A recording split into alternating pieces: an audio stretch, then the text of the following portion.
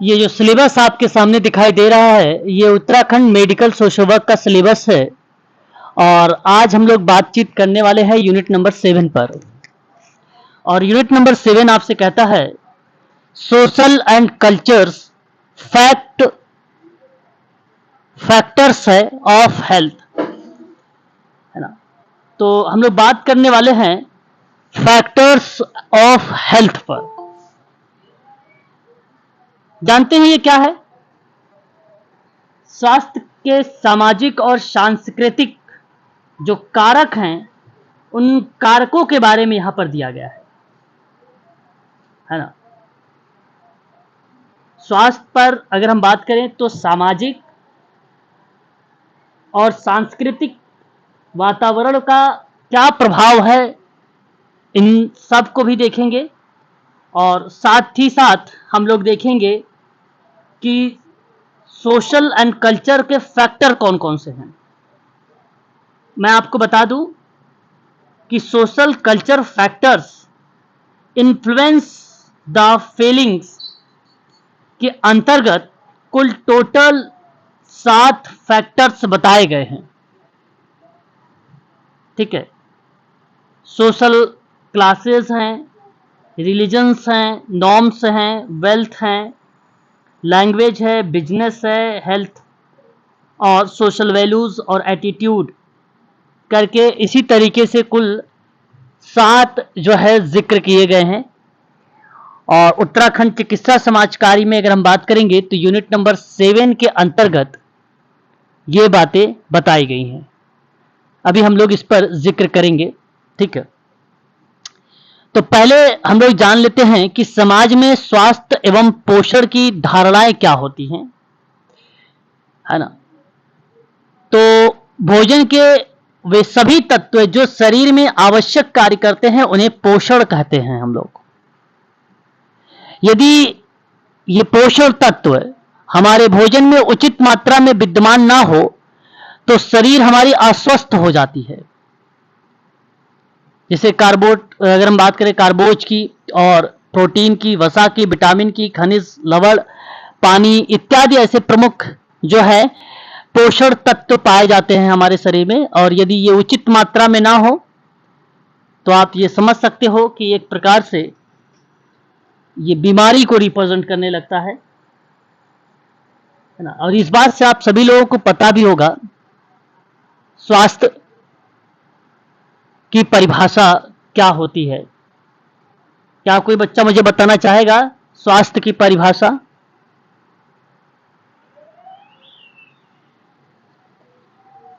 बताइए। स्वास्थ्य, मेरी आवाज स्पष्ट है? एक बार क्लियर करिए। ओके, बताइए सर। आपने कहा कि शारीरिक और मानसिक। ओके,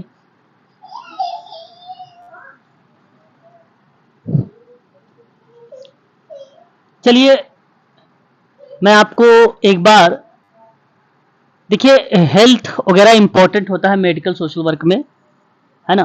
तो ये जानना जरूरी है हम लोगों को। पहली बात तो आप ये चीज ध्यान रखिए, दैहिक, मानसिक एवं सामाजिक रूप से पूर्णतः स्वस्थ होना यानी समस्या विहीन होना, यही ना, समस्या विहीन होना क्या कहलाता है? स्वास्थ्य कहलाता है। क्लियर है? बताइए। इसी को हम स्वास्थ्य कहते हैं। स्वास्थ्य में आपको अगर परीक्षा में सवाल आएगा मेडिकल सोशल वर्क में तो एक नोट करके पॉइंट लिखिएगा, इंपॉर्टेंट है, परीक्षा में आता है। मनुष्य की शारीरिक, मानसिक, आध्यात्मिक बौद्धिक तथा सामाजिक सुखावह अवस्था, सुखावह अवस्था को हम हेल्थ कहते हैं या स्वास्थ्य कहते हैं, को स्वास्थ्य कहते हैं। यह स्वास्थ्य की एक प्रकार की परिभाषा है, इसे आप जरूर ध्यान में रखेंगे हेल्थ के संबंध में।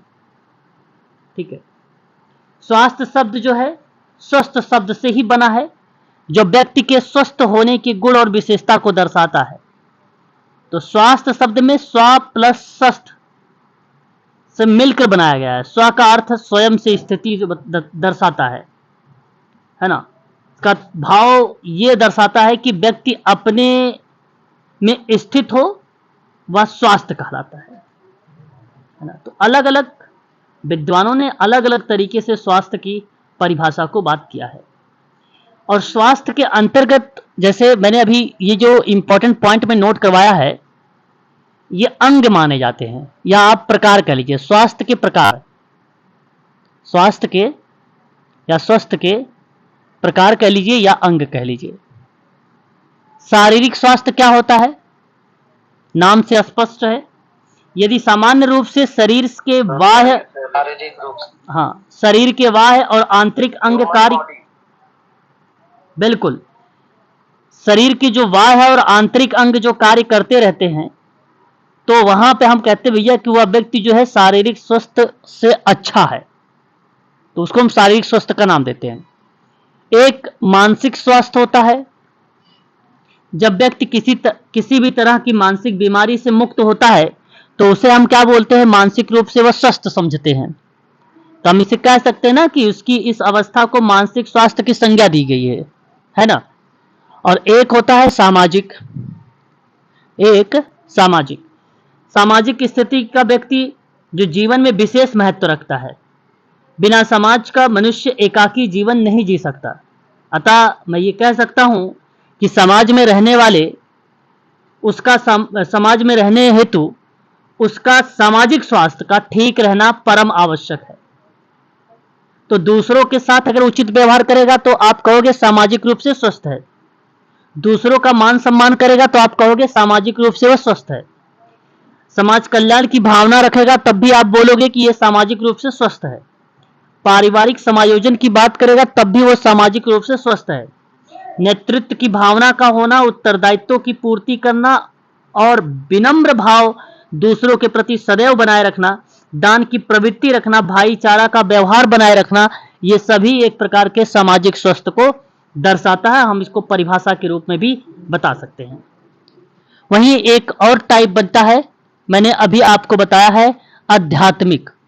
बहुत इंपॉर्टेंट है, ये पेपर में आता है, आईएमपी के रूप में नोट करिएगा। आध्यात्मिक स्वास्थ्य का वह स्वास्थ्य होता है जो व्यक्ति की ईश्वरीय सत्ता से स्पष्ट करते हुए जन कल्याण की ओर अग्रसर होता है।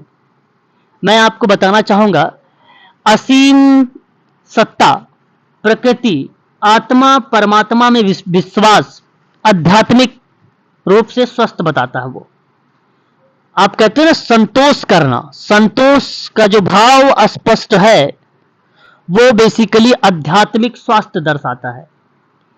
इंद्रियों पर संयम रखना और नियंत्रण करना, यह आध्यात्मिक स्वास्थ्य है। ध्यान से सुनिएगा, चोरी ना करना, चोरी ना करना, यह सामाजिक रूप से स्वस्थ होगा या आध्यात्मिक रूप से, बताइए। आध्यात्मिक होगा। बिल्कुल आध्यात्मिक होगा। कर्म ही पूजा है, कर्म ही पूजा है। तो ये बात आप क्या कहोगे, आध्यात्मिक रूप से वो क्या है, स्वस्थ है ना। शरीर, मन, अंतःकरण को सदैव शुद्ध रखता है आध्यात्मिक। तो ये 4 टाइप हैं, बहुत ही आसान है। लेकिन यहां से जो प्रश्न बनते हैं बहुत ही अच्छे प्रश्न बनते हैं और टू द फैक्ट बनते हैं। नहीं, ये चोरी करना तो ये तो मानसिक में भी तो आ जाएगा।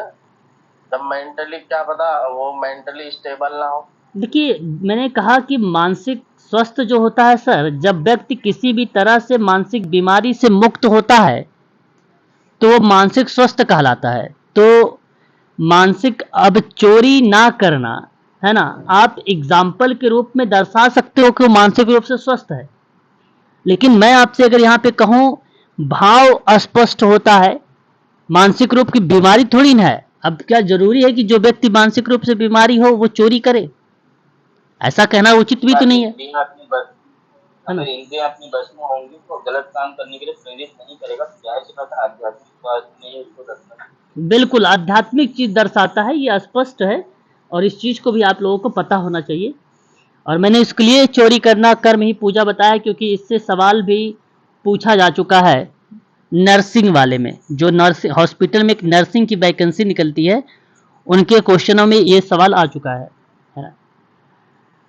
तो अगर मैं आपसे कहूं कि मानसिक स्वास्थ्य का जो संकेत है सर, अपने आप अपने मनोभावों पर अगर नियंत्रण रख रहे हैं तो आप मानसिक रूप से स्वस्थ हैं। अपनी संवेदनाएं, इच्छाएं, महत्वाकांक्षा और धारणाएं इसको संतुलित करते हैं तो आप मानसिक रूप से स्वस्थ हैं। ये संकेत देते हैं आप। आवश्यकता पड़ने पर समस्या प्राप्त भी कर सकते हैं और दे भी सकते हैं। ये भी आपको मैं कह सकता हूं कि आप मानसिक रूप से मुझे संकेत दे रहे हैं। ठीक है, तो ये चीजें आप कहते तो ठीक था। शारीरिक रूप से संकेत देने की बात होती तो जैसे आपको नींद भी ठीक आएगी, आपको भूख भी ठीक लगेगी, ये शारीरिक रूप से संकेत देता है आपको। आपकी आंखें चमकदार होंगी, आप स्वस्थ और सजग रहेंगे, आपका वजन आपकी आयु और कद के अनुसार सामान्य होगा, तो ये शारीरिक रूप से स्वस्थ है और ये संकेत दे रहा है आपको। तो सामाजिक रूप में भी कहता है कि आप अपने जीवन के प्रति सकारात्मक मनोवृत्ति रखते हैं, तो इसका मतलब है कि यह संकेत दे रहा है कि आप सामाजिक व्यक्ति हैं। आपका अंतर्व्यक्तिगत संबंध जो है स्वस्थ हैं, आपका व्यक्तित्व प्रतिकार है, आप दूसरों के साथ मिलजुल कर कार्य करते हैं, आप ये भी सामाजिक रूप से संकेत देता है। तो ये प्रक्रियाएं हैं, एक प्रकार से हमसे परीक्षाओं में जो है पूछ लिया जाता है स्वास्थ्य के बारे में या स्वास्थ्य के बारे में।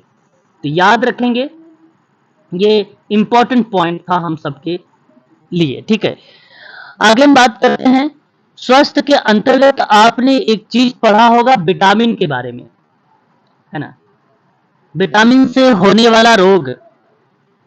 और इससे भी परीक्षा में कई बार आपने सवाल भी देखे होंगे जो है पूछे जाते हैं, है ना। तो मैं कुछ के नाम बताऊंगा जो परीक्षा के दृष्टि से बहुत ही इंपॉर्टेंट होंगे, उनको आप चाहो तो नोट भी कर सकते हैं, है ना। ठीक है, तो मैं आपको यहां पर नोट कर देता हूं, वही आप चीजें पढ़ के जाइएगा। जैसे आपको बता दूं, यहां विटामिन में लिख रहा हूं, इसको आप नोट कर लीजिएगा। एक विटामिन ए होता है, एक विटामिन बी1 होता है, एक विटामिन बी12 होता है, ठीक है, और एक विटामिन सी होता है, और एक विटामिन डी होता है, और एक विटामिन ई होता है। विटामिन बी जो है कई टाइप के हैं, लेकिन मैं आप लोगों को यहां पर वही बताया हूं जो परीक्षा के दृष्टिकोण से इंपॉर्टेंट है। ठीक है, इस चीज को आप खासकर ध्यान रखेंगे सभी लोग। तो उसके लिए कभी कभी परीक्षा में हमसे पूछता है रासायनिक नाम बताइए। विटामिन ए के रासायनिक नाम आप सबको पता होना चाहिए, रेटिनॉल है। हाँ, विटामिन बी1 की बात करते हैं तो थायमीन है। विटामिन बी12 की बात अगर हम लोग करते हैं तो हाँ, साइनोकोबाइन कोलबामीन का नाम आता है। साइनोकोबालमीन का नाम आता है। और विटामिन सी की बात करते हैं तो क्या नाम आता है? एस्कॉर्बिक नाम आता है। बहुत बढ़िया जवाब आ रहा है। विटामिन डी की बात करते हैं तो कैल्सीफेरॉल का नाम आता है। क्या हुआ?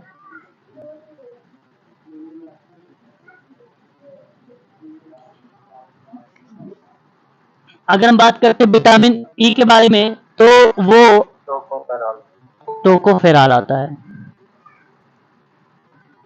ये आपका नाम है। अब ये परीक्षा में इंपॉर्टेंट है, इसलिए मैं आपको बता रहा हूं, इसको जरूर आप लोग ध्यान रखेंगे। श्योर है कि एक प्रश्न इससे आएगा। अब इससे अगर होने वाला कोई रोग है तो वो कौन सा रोग है ये आपको बताना है। तो एक बात तो ध्यान रखिएगा कि विटामिन ए से रतौंधी होता है और ये बहुत इंपॉर्टेंट है। आईएमपी के रूप में इसी को रखिए, है ना। ये चीज आप ध्यान रखेंगे। इसी में अगर हम बात करते हैं तो एक और रोग होता है, उसे हम लोग डार्मेटोसिस कहते हैं। डार्मेटोसिस कहते हैं, याद रखेंगे। और विटामिन बी1 की अगर हम बात करते हैं, थायमीन है, और इससे कौन सा रोग होता है, बेरी होता है, ये इंपॉर्टेंट है। और उसके बाद आपका आता है विटामिन बी12, इससे कौन सा रोग होता है, तो क्या होता है, एनीमिया। नहीं, मेरुदंड का कमजोर होना। मेरुदंड आप समझते हो, हाँ, कमजोर होना, ठीक है, ये आपको दर्शाता है। और विटामिन सी से बहुत इजी है, स्कर्वी आप कह सकते हैं, या तो आप बोल सकते हो मसूड़ों का फूलना, मसूड़ों का फूलना। और विटामिन डी जो रिप्रेजेंट होता है वो रिकेटस होता है, रिकेटस होता है, ये आप ध्यान रखेंगे, ठीक है। और विटामिन ई से आपका क्या होता है, मसल्स वीकनेस, प्रजनन शक्ति, प्रजनन शक्ति में कमी, ठीक है, ये इंपॉर्टेंट है, ठीक है। तो ये भी आप ध्यान रखिएगा। इसके स्रोत तो बड़े आसान है, मैं वैसे आपको एक बार बोल देता हूं ओरल, आप इजीली समझ जाएंगे। देखिए, अंडा, दूध, लीवर की बात अगर हम करते हैं, लीवर ऑयल की, तो वो रिप्रेजेंट करता है आपका विटामिन ए को। विटामिन बी1 चावल हो गया, गेहूं हो गया, है ना, दूध हो गई, सब्जियां हो गई, वो विटामिन बी1 को दर्शाता है। बी12 की बात अगर हम लोग करते हैं, मक्का हो गया आपका, है ना। एक ईस्ट जानते हो, ईस्ट, कितने लोगों को पता है ईस्ट? ईस्ट मैं यहां पे लिख देता हूं खाने में जो डालते हैं वही ना? जी, खमीर, खमीर उठना, बिल्कुल। हाँ खमीर। और जब हम बात करते हैं खट्टे फल की, नींबू की, हरी सब्जियां और सलाद वगैरह को, तो वो कौन सा रिप्रेजेंट करता है आपका, विटामिन सी, बिल्कुल। और अगर मैं कहूं सूर्य का प्रकाश लेने की, और दूध, अंडा, मछली का तेल वगैरह खाने की, विटामिन डी। और हाँ, जैसे फलियां होती हैं और दूध, अंडे, बीज होते हैं, उनको खाने की अगर मैं सलाह देता हूं तो वो किसके लिए, विटामिन ई के लिए। हाँ, तो ये आप थोड़ा सा जरूर ध्यान में रखेंगे, इम्पोर्टेंट ये था हम लोगों के लिए, ठीक है। डर्मेटोसिस आपने ए नहीं बताया है सॉरी, फिर से बताइए। सर, जो डर्मेटोसिस बताया है वो रतौंधी से रिलेटेड ही बताया है कुछ? हाँ, वो रतौंधी से ही संबंधित है। उसे हम लोग ब्लाइंडनेस का नाम देते हैं, ठीक है। वो आपका विटामिन ए ही रिप्रेजेंट करता है, विटामिन ए से ही होता है, रतौंधी से ही संबंधित है ये, है ना, विटामिन ए, ठीक है। तो इस चीज को आप ध्यान रखिएगा। तो इतना तो इम्पोर्टेंट था जो मैंने आपको बताया है, लेकिन एक शब्द आप और ध्यान से यहीं पे सुन लीजिए। हमसे परीक्षा में पूछता है कि वसा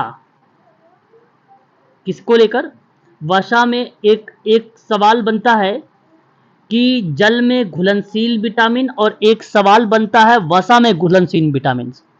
ध्यान से सुनिएगा। और जल दो टाइप का होता है, एक जल में होता है घुलनशील, समझ रहे हैं मेरी बात को मैं क्या कहना चाह रहा हूं, घुलनशील होगा, वाटर सॉल्युबल, फैट हाँ, सॉल्युबल। और एक फैट पर होगा यानी वसा पर होगा। तो जल में घुलनशील जो विटामिन हैं वो कौन कौन से हैं मैं आपको एक बार बता देता हूं, उसको आप लोग नोट कर लीजिए, है ना। कौन कौन से विटामिन होते हैं जल में घुलनशील, कोई मुझे बताना चाहेगा बच्चा? विटामिन ई, बी और सी। केवल बी और सी ही होता है कि और भी कोई विटामिन होते हैं? प्लीज ये भी आप जरूर बताएं मुझे, है ना। जल में घुलनशील विटामिन के नाम आप भी बस से कोई और बताए, केवल क्या बी और सी ही होता है? सोडियम, सोडियम,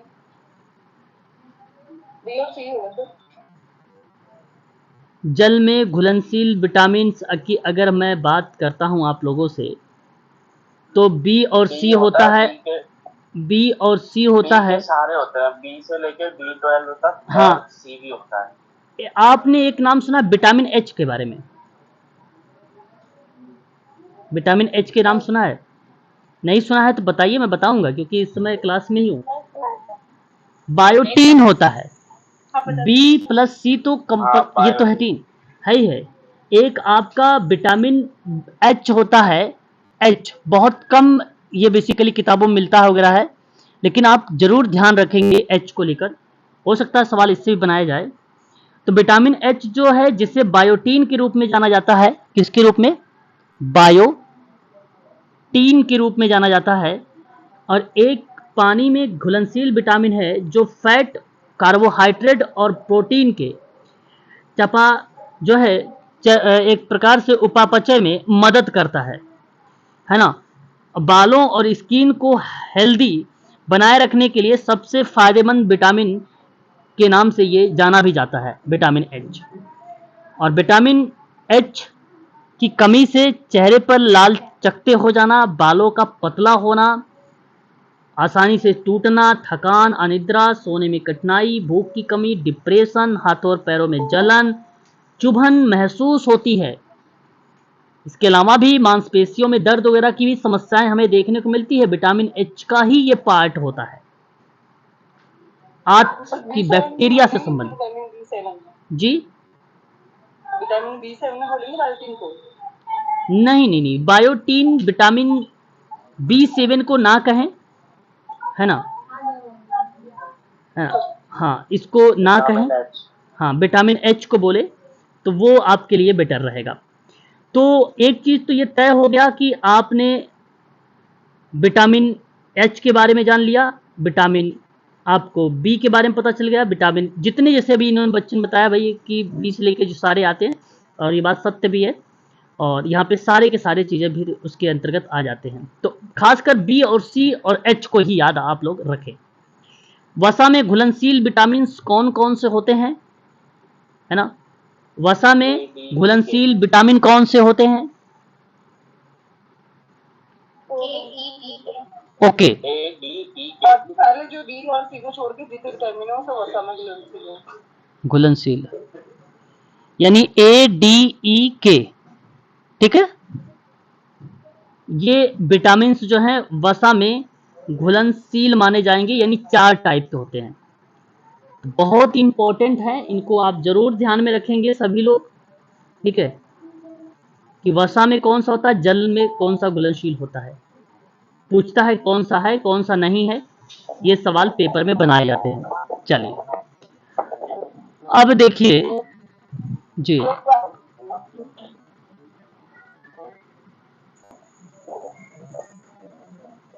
ये तो पोषक तत्व हो गया, स्वस्थ की परिभाषा वगैरह भी आपको नीचे मिल जाएगी यहाँ पे, है ना। चलिए सीधा बात करते हैं हम लोग नेक्स्ट बिंदुओं पर, और वो जो पॉइंट हमारे सामने है वो पॉइंट है सोशल एंड कल्चर फैक्टर्स, है ना। तो स्वास्थ्य में सामाजिक सांस्कृतिक कारक क्या होते हैं, उनको हम लोग एक बार जानने का प्रयास करते हैं, ठीक है। और ध्यान दीजिएगा आप सभी लोग। देखिए, बेसिकली अगर मैं बात करूं, स्वास्थ्य आनुवंशिक विरासत है। व्यक्तिगत व्यवहार, गुणवत्तापूर्ण स्वास्थ्य देखभाल तक की पहुंच, सामान्य बाहरी वातावरण जैसे हवा, पानी, गुणवत्ता का आवास की स्थिति सहित कई कारकों द्वारा निर्धारित होता है ये। तो रिसर्च में एक बढ़ते समूह ने सामाजिक सांस्कृतिक कारकों और स्वास्थ्य पर 2 विद्वानों ने इसके बारे में जिक्र किया था। एक नाम अगर हम बात करते हैं तो हमारे सामने नाम आता है बर्कमैन एंड कवाची। 2000 में इन्होंने बताया था सामाजिक एवं सांस्कृतिक वातावरण को किस तरीके से प्रभावित करता है। दूसरा विद्वान ने, ये तो जोड़ी है, दूसरा मामोर्ट और विल्किंसन 2006 में। ये इन विद्वानों का नाम आप अवश्य याद रखें, क्योंकि इन लोगों ने सामाजिक और सांस्कृतिक कारकों और स्वास्थ्य पर जिक्र किया है ना। अच्छा, गरीबी को संगठन के जो विभिन्न स्तर हैं उस पर व्यक्तियों के स्वास्थ्य को प्रभावित करने वाले जोखिम के रूप में देखा गया है। तो उन्हीं के संबंध में यहां जो जिक्र किया जा रहा है वो बताया जा रहा है कि ये कारक होंगे जो प्रभावित करेंगे सामाजिक सांस्कृतिक और स्वास्थ्य को। अच्छा, आप बताइए, शिक्षा क्या प्रभावित करेगी सामाजिक सांस्कृतिक और स्वास्थ्य को भी? आप अपने मन से बताइए। बिल्कुल करेगी। तो एक फैक्टर हमारे सामने शिक्षा ही है। एक फैक्टर की बात अगर मैं करूं आप लोगों से, तो शिक्षा ही है जो प्रभावित करती है। और आप भलीभांति तरीके से इससे रूबरू भी हैं शिक्षा से, कि अगर व्यक्ति शिक्षित होगा तो जाहिर सी बात है इसके बारे में पूरी जानकारी होगी, स्वास्थ्य के बारे में, सामाजिक के बारे में, इत्यादि जो भी तथ्य आते हैं उन सभी के बारे में। अच्छा, दूसरी बात, क्या धर्म प्रभावित करता है सामाजिक सांस्कृतिक कारक को, या उसके साथ साथ अगर मैं बात करूं स्वास्थ्य को? बिल्कुल, धर्म भी करता है। और जनसांख्यिकी की अगर मैं बात करूं, क्या जनसांख्यिकी भी प्रभावित करता है? जी सर। बिल्कुल करेगा। सामाजिक वर्ग की बात करता हूं तो सामाजिक वर्ग भी प्रभावित करता है ना। सामाजिक वर्ग भी प्रभावित करता है। ये कारक हैं, ये कारकों को भी आप लोग ध्यान रखेंगे। परिवार के लिए स्वस्थ भोजन खरीदना, खाना आसान बनाना, ठीक है, अपराध हो, हिंसा हो, प्रदूषण हो, ये सभी ने कहीं ना कहीं अगर मैं बात करूं, अच्छा ये जरूरी नहीं कि केवल इतना ही हो, बहुत सारी चीजें आ सकती है, हिंसा भी आ सकती है इसमें, अपराध भी आ सकता है इसमें, है ना। कई ऐसे कारक हमें देखने को मिल सकते हैं, बहुत सारे इसके कारक हैं। अब आपको अगर कोई सवाल में प्रश्न बना, जैसे मैं एक सवाल बनाता हूं, यहाँ पे बड़ा ध्यान दीजिएगा आप सभी लोग, एक क्वेश्चन बनाता हूं। प्रश्न कहेगा कि व्यक्ति के, आपके मेडिकल सोशल वर्क में, कि व्यक्ति के विकास पर प्रभाव डालने वाला सामाजिक और सांस्कृतिक कारक है। 4 ऑप्शन होंगे। पहला ऑप्शन आपसे कहेगा धार्मिक रीति रिवाज, बहुत ध्यान से सुनिएगा, धार्मिक रीति रिवाज। ऑप्शन बी आपसे कहेगा, यानी सेकंड, आहार। ऑप्शन थर्ड आपसे कहेगा व्यक्ति के पलने का वातावरण, व्यक्ति के पलने का मतलब समझ रहे हो, व्यक्ति के पलने, सर जिस माहौल में बड़ा हाँ होता है। माहौल में बड़ा होता है, बिल्कुल पलने का वातावरण, का वातावरण। और डी यानी फोर्थ, आवास। उपरोक्त सभी। आवास, यहां सभी मैंने ऑप्शन नहीं दिया है।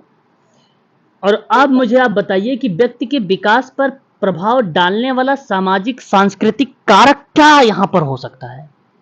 होने के तो सब हो सकते हैं। वातावरण होगा, तो व्यक्ति जिस माहौल में पढ़ रहा है वातावरण। बिल्कुल, यहां आपने अप्लाइड चीजों को अब पेपर में सवाल ऐसे ही आएंगे, मैंने इसलिए आपको सवाल यहां पे दर्शाया है। कारक तो ये सारे सही हैं, परीक्षा के दृष्टिकोण से आपके जो प्रश्न बनाए जाएंगे कुछ ऐसे ही बनाए जाएंगे, है ना। तो ये चीज आप जरूर ध्यान में रखें। यहां सही जवाब जो होगा आपने दिया है थर्ड वाले को, और यही सही है। जो आहार है सर वो सामाजिक और सांस्कृतिक में आ सकता है कारण। बिल्कुल, देखो आहार की कमी अगर है निर्धनों के लिए तो जाहिर सी बात है सर प्रभावित करता है ना। आपने देखा है मूवियों में भी देखा है, और स्वास्थ्य भी करेगा, सामाजिक सांस्कृतिक चीजों को भी प्रभावित करेगा, वो बिल्कुल करेगा। आहार की कमी, मैंने आहार डाला है उसमें, आहार की कमी बिल्कुल करेगा। कितने लोग इस बात से सहमत हैं बताइए जरा एक बार। भोजन अगर उसे नहीं मिल रहा है, क्यों वो प्रभाव नहीं डालेगा सामाजिक पर या संस्कृति पर? अपने भी संस्कृति पर प्रभाव डालेगा, पड़ेगा उसके, और समाज पे भी प्रभाव पड़ेगा। चोरी हो गया, छीन कर खाना हो गया, और भी चीजें होती हैं, बहुत सारे तर्क यहां पर आप कर सकते हैं, है ना। तो होता है बेसिकली विकास को प्रभावित करने वाले जो सामाजिक सांस्कृतिक कारक हैं वो जातीय है, सांस्कृतिक मान्यता है, तत्कालीन पर्यावरण है, सांस्कृतिक भिन्नता है। ये सारी चीजें हमें देखने को मिल जाती है, तो इसलिए आप यहां पर डाल भी सकते हैं, ठीक है, उस चीज को भी। इतनी बात स्पष्ट हो गया है तो एक बार क्लियर कर दीजिए।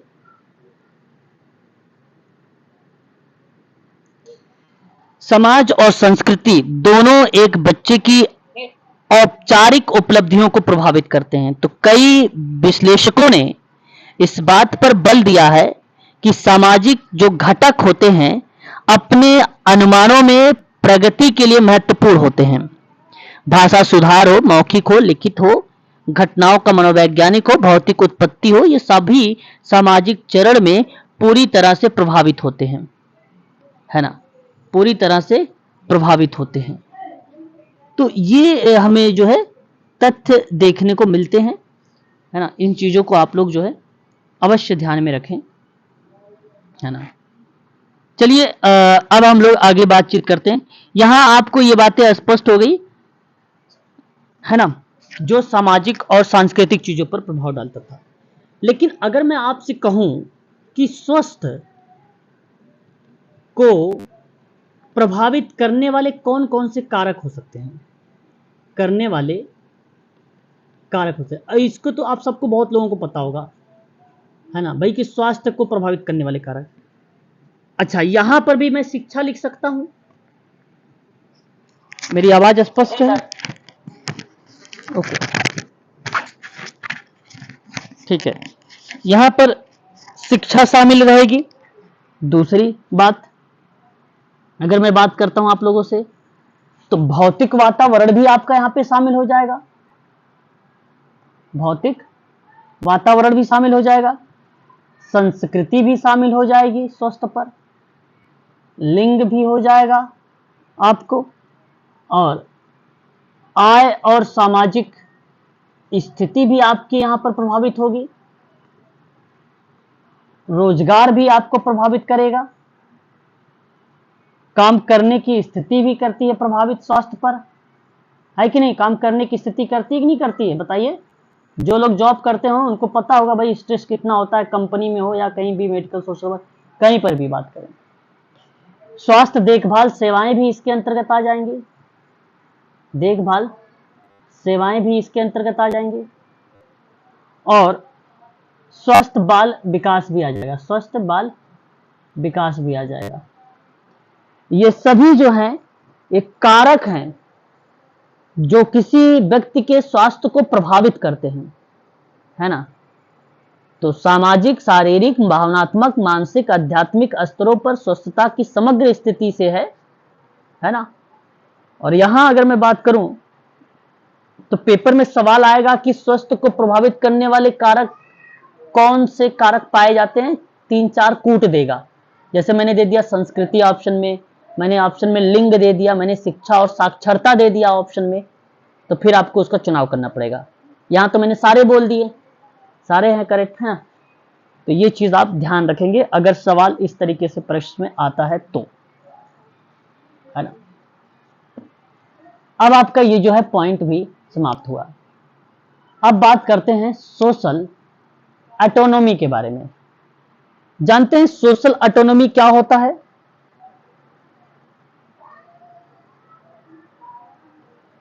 सामाजिक रूपरेखा। अच्छा, अनाटोमी, ओके, बिल्कुल। पेपर में केवल सवाल यही लिखेगा, क्वेश्चन करके डैश मारेगा आपके सामने, और यहां आपसे सिंपल सा सवाल करेगा, कहेगा कि सोशल अनाटोमी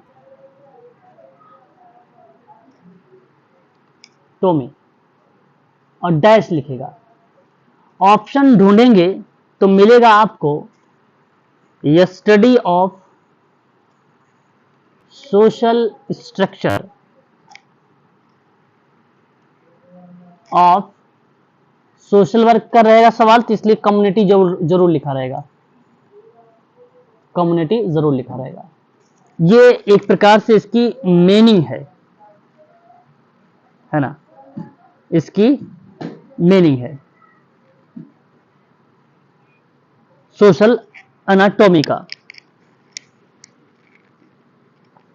है ना। अच्छा, सोशल एनाटॉमी की बात अगर मैं करता हूं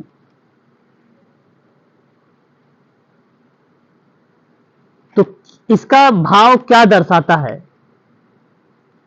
विज्ञान की वह शाखा जो जीवों की शारीरिक संरचना और भागों का अध्ययन करता है। एनाटॉमी का अगर हम बात करें, इसका मीनिंग एनाटॉमी का, तो क्या होगा? विज्ञान की वह शाखा जो, नोट करिएगा ये सभी चीजें, जो जीवों की, अच्छा ये सारा आपको मिलेगा पीडीएफ में, शारीरिक संरचनाओं और भागों के अध्ययन पर केंद्रित, बस ये आप जरूर ध्यान रखेंगे इसका अर्थ। ग्रीक शब्द से है, एना से बना है, एना से बना है जिसका अर्थ होता है ऊपर, एना का मतलब ऊपर। टोमिया एक अर्थ होता है जिसका मतलब होता है काटना या संयुक्त होने का, इसका अर्थ होता है विच्छेदन या काटना। कई लोग इसे सबसे पुराने चिकित्सा विज्ञानों में से एक मानते हैं। शरीर रचना विज्ञान का विकास धर्म और दर्शन से संबंधित प्रश्नों का परिणाम था, तो उस समय इस चीजों को जो है देखने को मिला था। ठीक है, तो शरीर रचना विज्ञान के आधार पर इसके कई प्रकार होते हैं। स्थूल शरीर रचना होता है, सूक्ष्म शरीर रचना होता है, मानव शरीर रचना होता है, साइटोटॉमी होता है, जूटोमी होता है, भ्रूण विज्ञान होता है, तुलनात्मक शरीर रचना विज्ञान होता है, कई टाइप होते हैं इसके, है ना। एनाटॉमी का मतलब, तो एक बार मैं आप लोगों को थोड़ा थोड़ा करके एक एक लाइन में बता देना चाहूंगा, जिससे कि आपके अगर परीक्षा में पूछा जाए तो आप इजीली बता सको। तो यहां एक मैंने शाखा बताया ऊतक विज्ञान। आपने ऊतक विज्ञान का नाम सुना? ऊतक विज्ञान। हाँ, कोशिका बेसिकली ये क्या होता है मैं बताता हूं आपको। या ना अंगों, नोट कर लीजिएगा, अंगों, ऊतकों और कोशिकाओं, कोशिका मतलब सेल होता है ना, कोशिकाओं, कोशिकाओं की सूक्ष्म सूक्ष्म संरचना का अध्ययन करना, संरचना का अध्ययन करना। ये आपका अगर ऊतक विज्ञान पूछेगा तो ऑप्शन में ये लिखा रहेगा, है ना। और दूसरा भ्रूण विज्ञान। भ्रूण विज्ञान समझते हो? एम्ब्रियोलॉजी। हाँ, इसमें आप लिख सकते हैं जिसे विकासात्मक शरीर रचना के रूप में, शरीर रचना के रूप में भी जाना जाता है।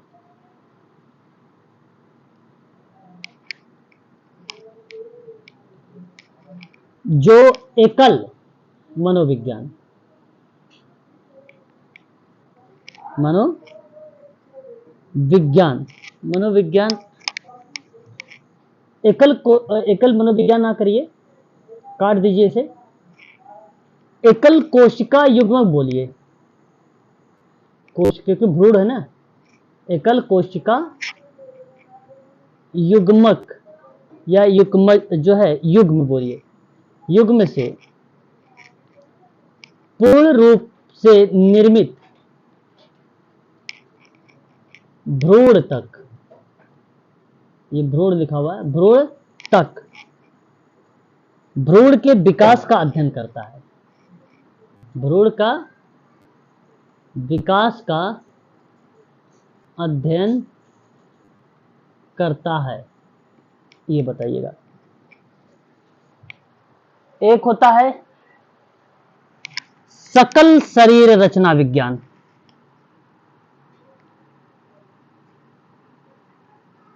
सकल शरीर रचना विज्ञान, या जो होता है शरीर रचना विज्ञान की एक शाखा है, ब्रांच है, जिस शाखा में समग्र रूप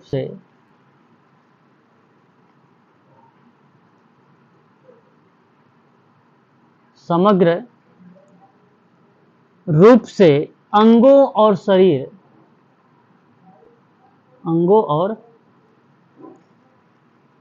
शरीर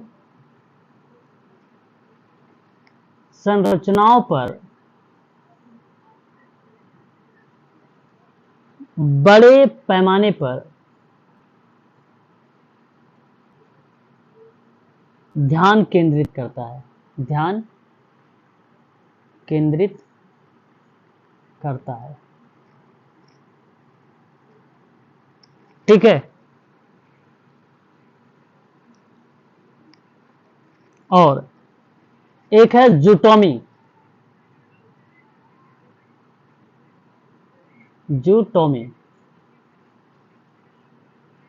जानवरों का शारीरिक अध्ययन करता है। ये जानवरों का शारीरिक अध्ययन करता है। ठीक है। एक है आपका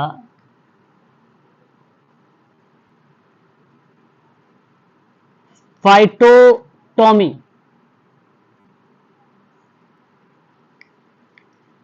पौधों का शारीरिक अध्ययन करता है।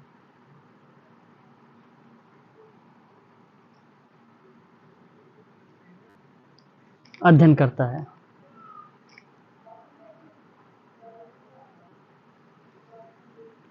एक है मानव शरीर रचना विज्ञान।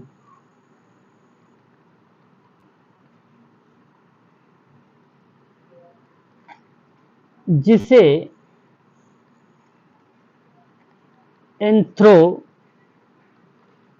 एंथ्रोपोटोमी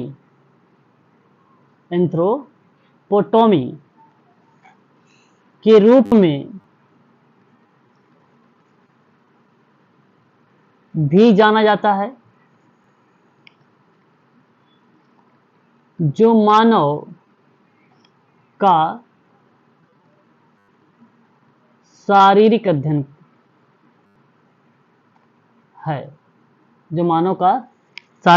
है, और एक आपका है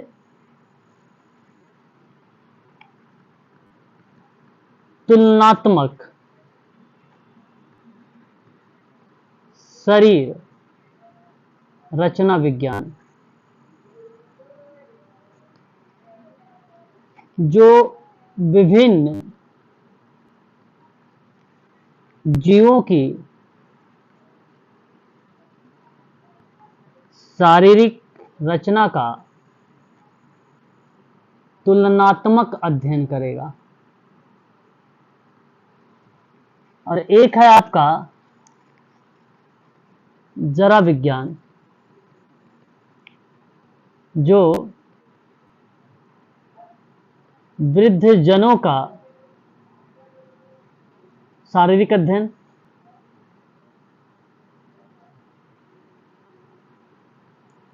अध्ययन करेगा। ठीक है, इस तरीके से आपने ये जो देखा है अभी, ये सोशल एनाटॉमी का एक प्रकार से टाइप हम कह सकते हैं कि ये उसका टाइप है ना।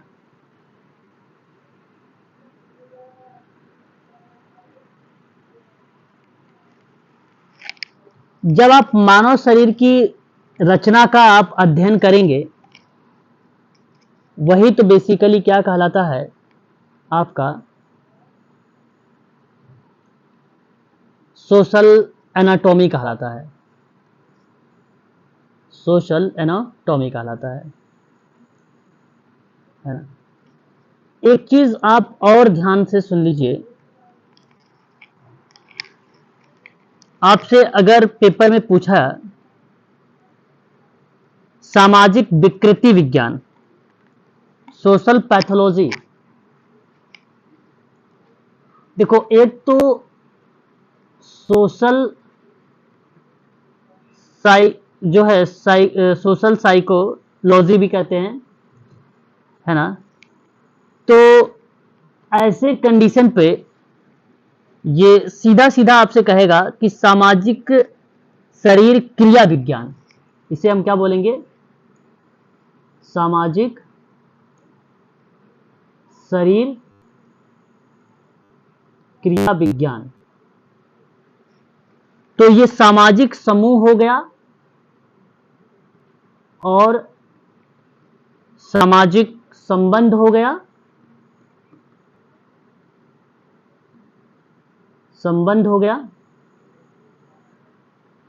और सामाजिक नियंत्रण हो गया। इनका अगर अध्ययन करेगा तो वो आपका सामाजिक शरीर क्रिया विज्ञान कहलाएगा। दूसरा, सामाजिक विकृति विज्ञान, इसको क्या बोलेंगे, सोशल पैथोलॉजी।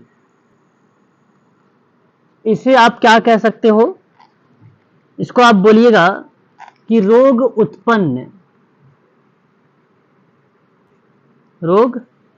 उत्पन्न करने वाले सामाजिक कारकों और रोगों या रोग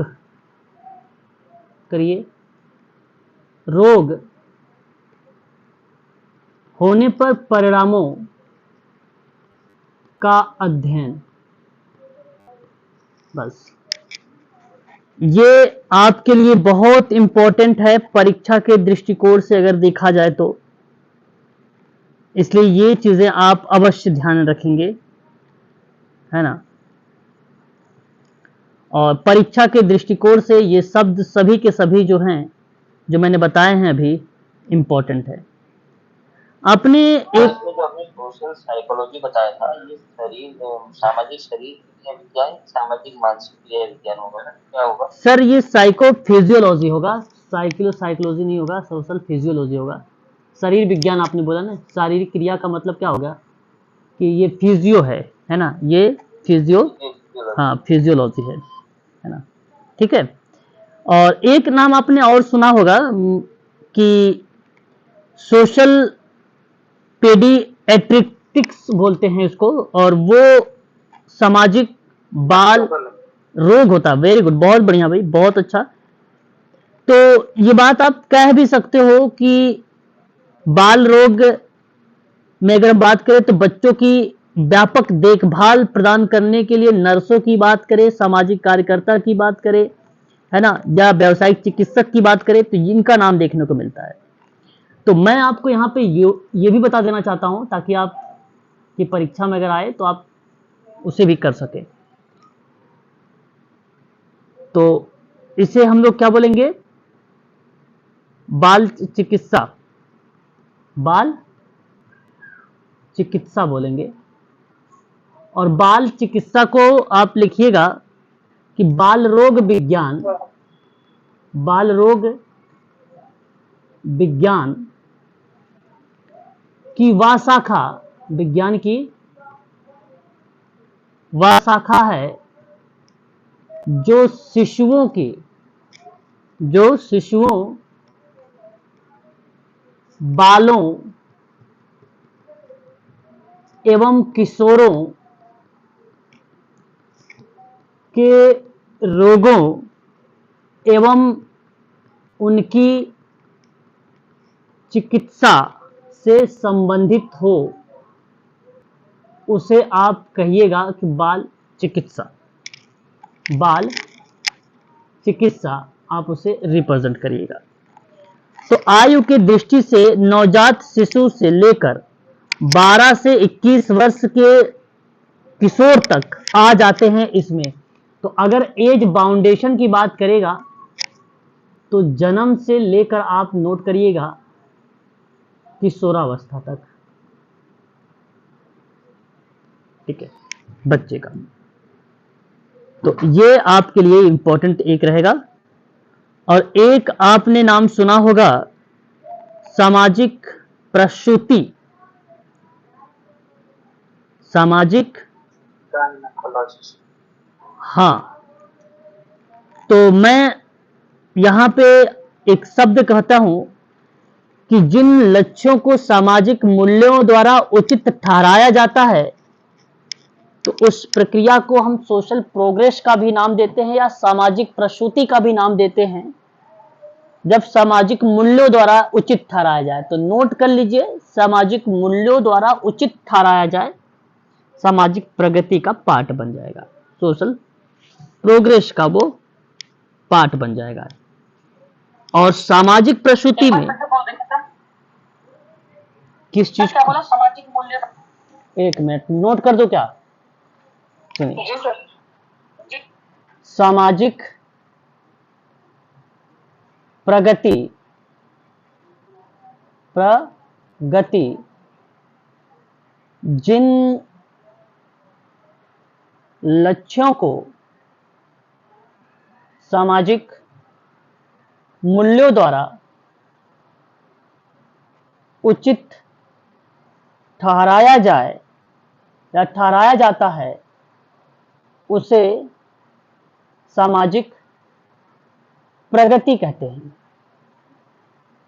लेकिन एक शब्द और है, प्रसूति, सामाजिक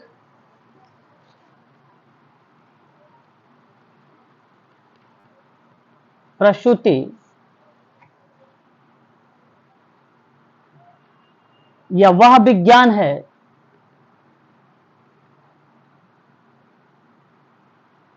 जहां सामाजिक प्रसूति निवारक चिकित्सा की शाखा है, चिकित्सा की शाखा है जो सामाजिक और पर्यावरणीय कारकों और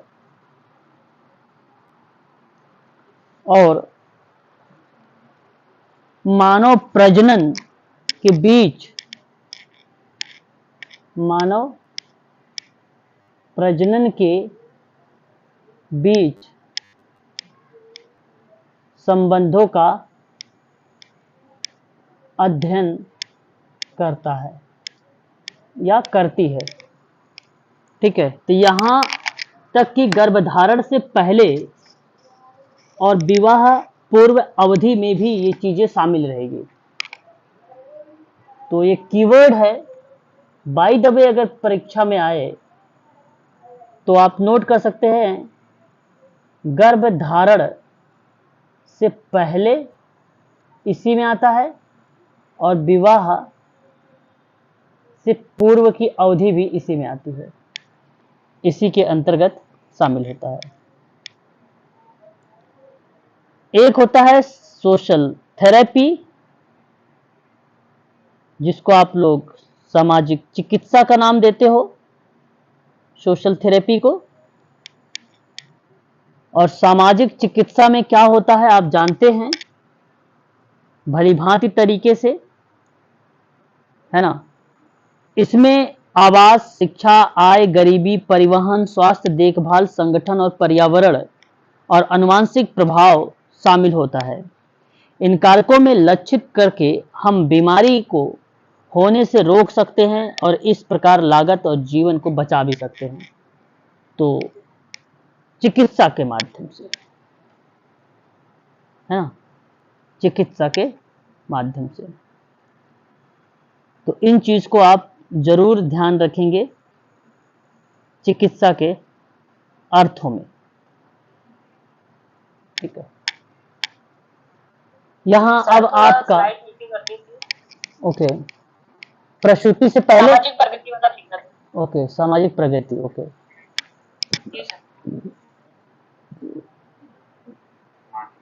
ठीक है, अब यहां पर देखिए,